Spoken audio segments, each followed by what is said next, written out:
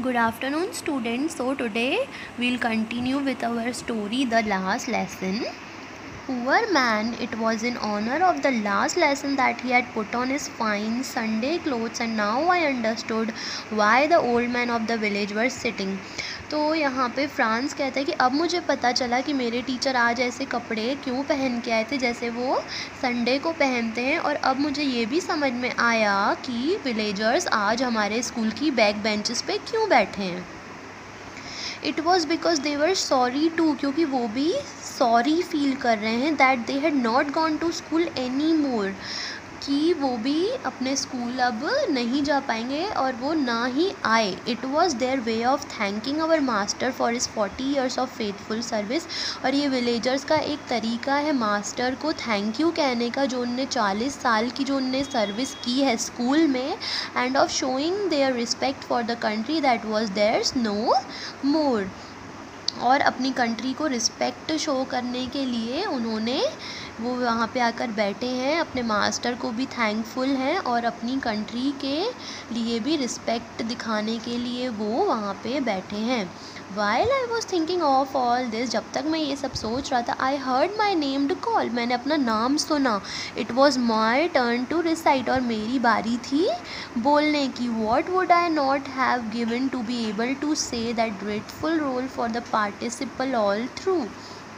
अब क्या होगा अगर मैं नहीं बोल पाया जो पार्टिसिपल के जो रूल्स हमें हमारे मास्टर ने बताए हैं, very loud and clear and without one mistake, और बिल्कुल तेज़ और बिना मिस्टेक के मुझे बोलना है, और मैं नहीं बोल पाया तो but I got missed up on the first words. पर मैं पहले ही वर्ड में बहुत ज़्यादा मिक्स वर्ड बोलने लगा, कंफ्यूज हो गया. एंड स्टूड देयर, और मैं खड़ा रहा, holding on to my desk, अपनी डेस्क पकड़ के. माई हार्ट बीटिंग, मेरा दिल बहुत तेज़ तेज़ धड़क रहा था. And not daring to look up, और मेरी आंखें बिल्कुल नीचे थी, मैं ऊपर भी नहीं देख रहा था. I heard master Hamel saying to me, फिर मैंने मास्टर हैमल को मुझे कहते हुए सुना, आई वोंट स्कोल्ड यू, मैं तुम्हें नहीं डांटूंगा.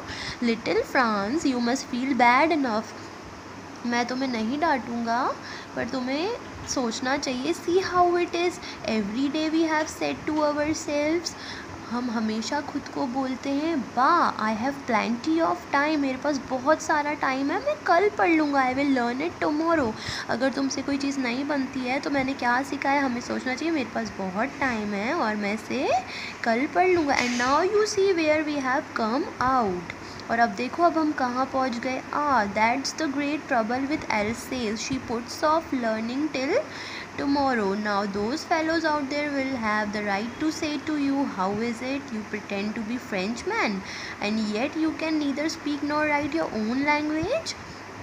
तो अगर हम ऐसे ही टालते रहते हैं तो हम तो कुछ सीख ही नहीं पाएंगे. और तुम खुद सोचो, जब तुम्हें बाहर कोई लोग कहेंगे कि तुम तो एक फ्रेंचमैन होके ही फ्रेंच लैंग्वेज, खुद की लैंग्वेज ही नहीं बोल पा रहे हो, but you are not the worst poor little Franz, पर तुम इतने वर्स्ट नहीं हो. We have all great deal to reproach ourselves, हम सबके पास किसी को ब्लेम करने का राइट नहीं है. तुम भी सीख जाओगे. Your parents were not anxious enough to have you learn, जो तुम्हारे पेरेंट्स हैं वो ही इतने ज़्यादा एक्साइटेड नहीं थे कि तुम इसे पढ़ो. They prefer to put you to work on a farm और एट द मिल्स, वो चाहते थे कि तुम फार्म या मिल पे काम करो, so as to have a little more money, जैसे तुम और पैसे उनको कमा के दे सको. And I have been to blame also, have I not often sent you to water my flowers instead of learning your lessons.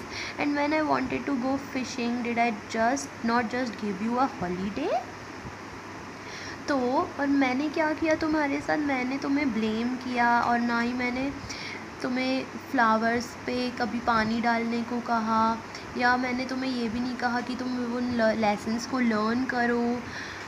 Then From one thing to another, Master Hamel went on to talk of the French language. तो उसके बाद master हैमल French language के बारे में बात करते, saying that it was the most beautiful language in the world. ये बहुत ही ब्यूटीफुल लैंग्वेज है वर्ल्ड की.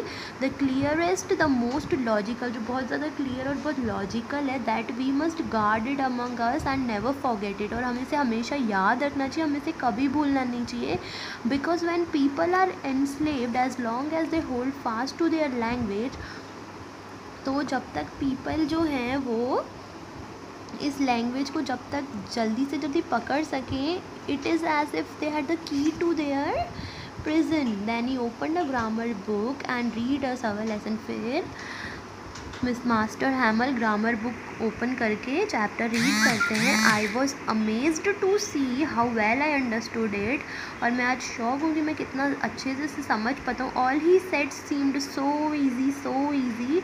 आई think too that I had never listened so carefully. आज तो मुझे ये लग रहा है कि मैं भी अपने लेसन्स इतने केयरफुली कभी नहीं सुनता था. And that he had never explain everything with so much patience. और मुझे ऐसा भी लग रहा था कि उस दिन जो उन्होंने हमें पढ़ाया वो इतनी पेशेंस, इतनी धीरे धीरे उन्होंने हमें आज तक नहीं पढ़ाया था. It seemed almost as if the poor man wanted to give us all he knew before he going away and to put it all into our heads at one stroke.